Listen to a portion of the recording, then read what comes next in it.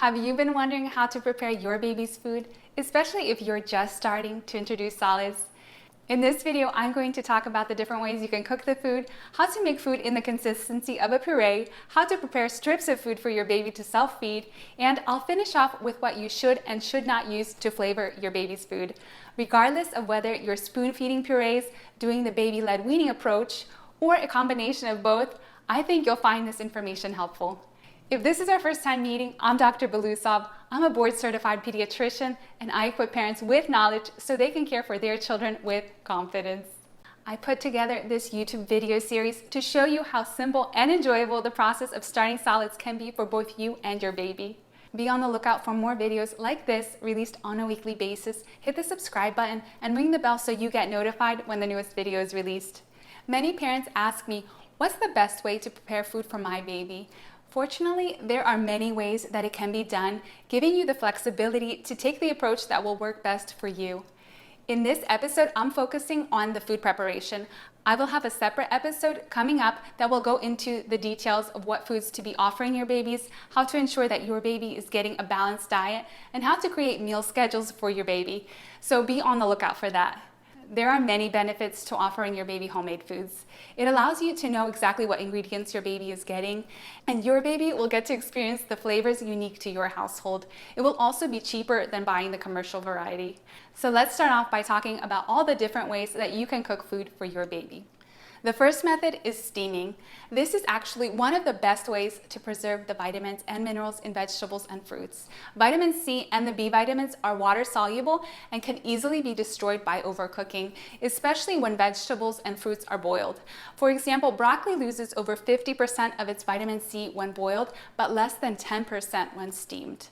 There are several options for steaming. You can get a simple steamer rack like this one and use it with one of your pots or pans, or you can get a pressure cooker. Both methods preserve the maximum nutritional benefits of vegetables and fruits and cook by steaming.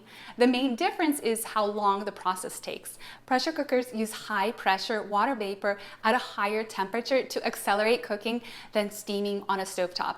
The nice thing about pressure cookers is that they usually come with racks, which makes it possible to prepare a meal for the family on one level and food for the baby on another level at the same time. I recommend chopping the vegetables or the harder fruits into uniform pieces. The fruits that you will need to cook to soften, at least before your baby gets teeth, include hard apples and pears. You don't have to have a ruler out, but when you're cutting them, aim for a thickness of about 1/2 to 1 inch and about 2 to 3 inches in length. The thicker the food, the longer it will take to cook. If you're steaming on the stove, add 1 inch of water to the bottom of the saucepan or pot, then put the steamer rack in. Make sure the surface of the water is below the steamer rack so none of the food will be boiling in the water. Bring it to a boil and only then add the food onto the steamer rack. Cover the pot or pan with a lid and let it steam. It will take about 3 to 5 minutes to steam broccoli, 4 to 5 minutes for green beans and carrots, and 10 to 12 minutes for cauliflower. Test a piece with a fork to see if it's soft. The cook time will differ every time based on the thickness of the pieces and the maturity of the vegetable or fruit.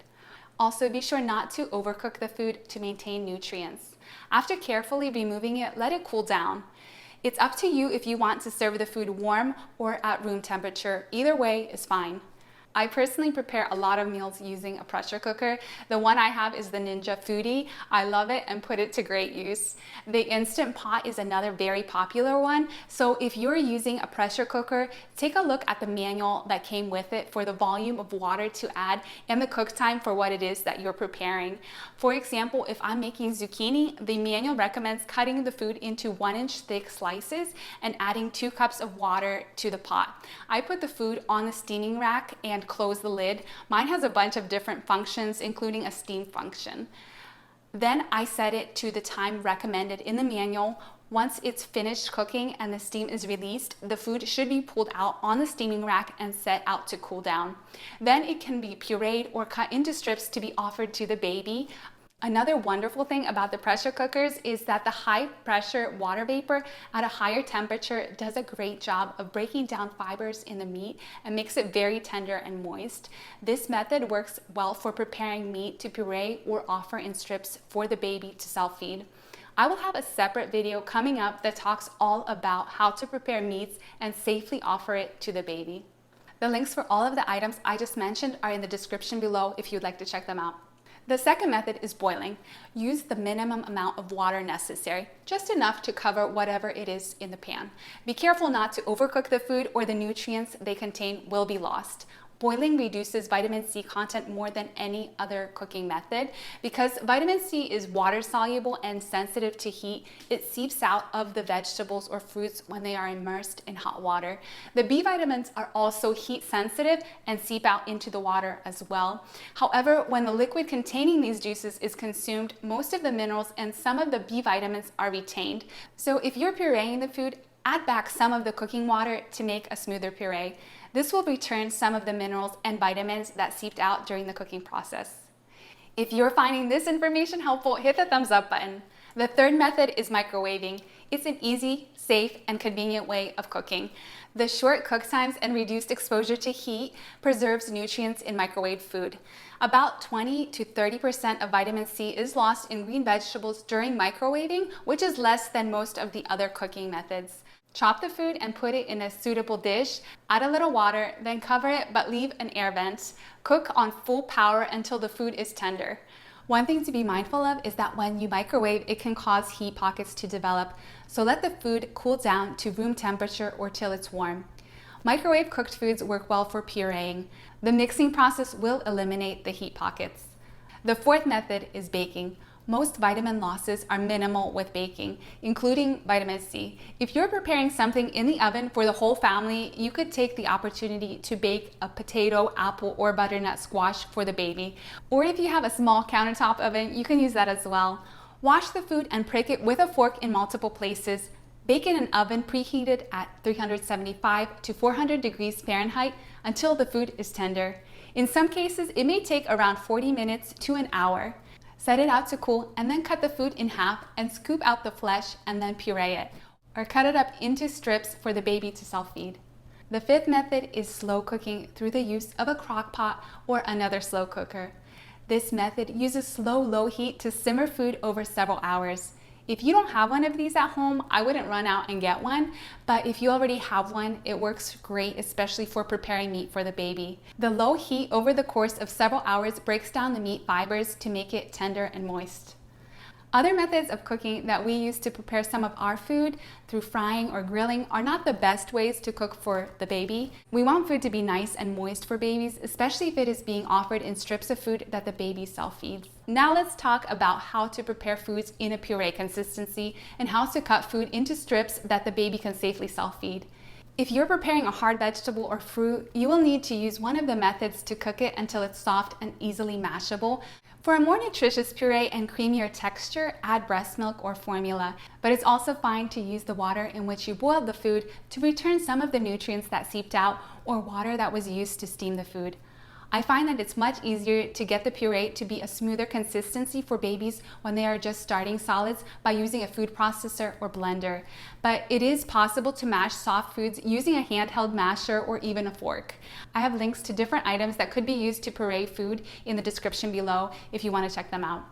There isn't a set amount of liquid to add to food when you're pureeing it. The amount you add really depends on your baby's consistency preference. Especially with the first puree foods, you can try offering the food in a more liquidy consistency, like a butternut squash soup consistency, and then offer the same food in a thicker consistency, and see what your baby has a preference for.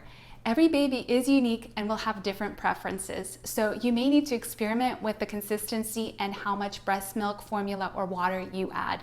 For those of you who are doing baby-led weaning, puree is also a consistency that your baby should experience. The philosophy behind the approach is not to avoid purees and spoons, but to have the baby be the one in control of the feeding experience. It's possible to accomplish this by preloading the puree on a spoon and letting your baby self-feed.